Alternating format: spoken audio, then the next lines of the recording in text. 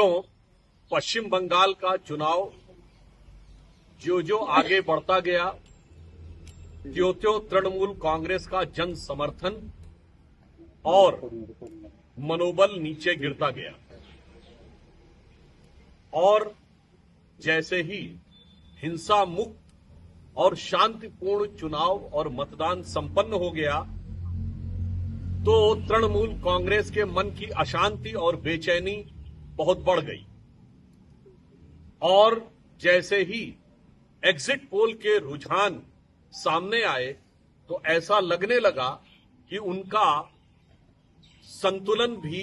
पूरी तरीके से खोने लगा और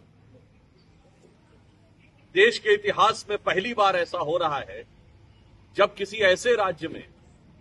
जहां पर की चुनावी हिंसा एक सामान्य और सहज बात हो गई थी, 2018 के पंचायत चुनावों में 75 लोगों की हत्या हुई। उस राज्य में यदि विधानसभा के चुनाव बगैर कोई विशेष हिंसा के संपन्न हो जाएं और तब किसी के मन में आपत्ति हो तो मेरा सवाल उठता है कि संविधान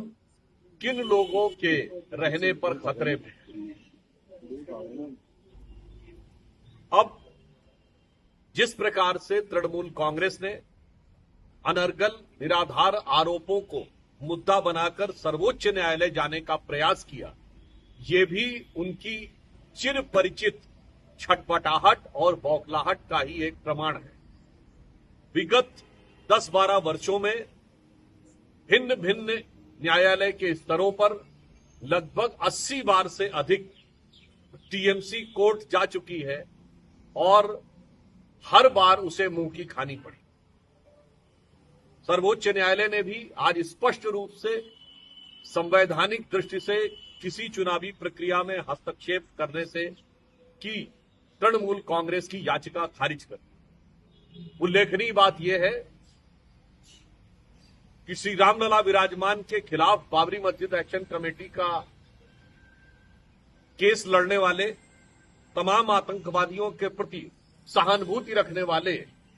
और तृणमूल कांग्रेस के प्रति राजनैतिक रूप से अभिभूत रहने वाले श्री कपिल सिब्बल जी की याचिका आज पूरी तरीके से खारिज कर दी गई। अब उनके मन में जो प्रश्न उठता था कि उनको अमुक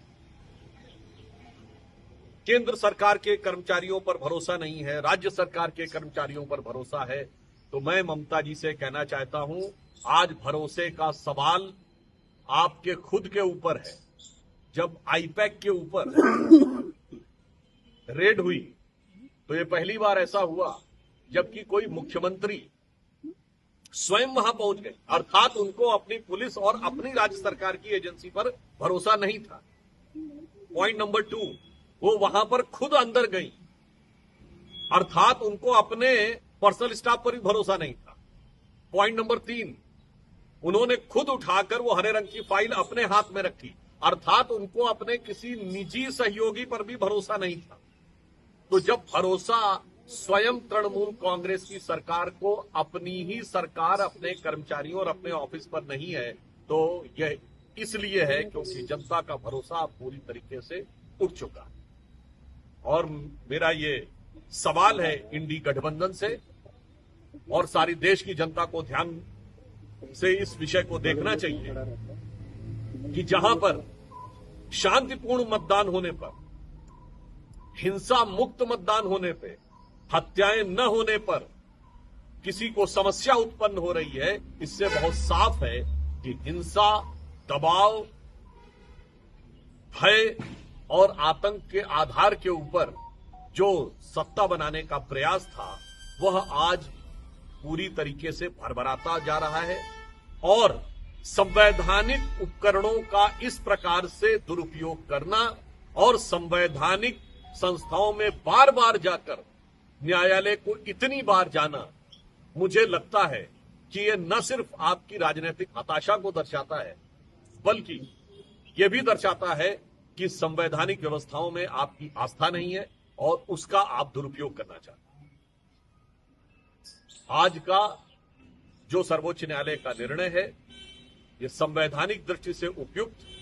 और राजनैतिक और नैतिक दृष्टि से तृणमूल कांग्रेस की मंशा के ऊपर एक गहरा गंभीर सवालिया निशान।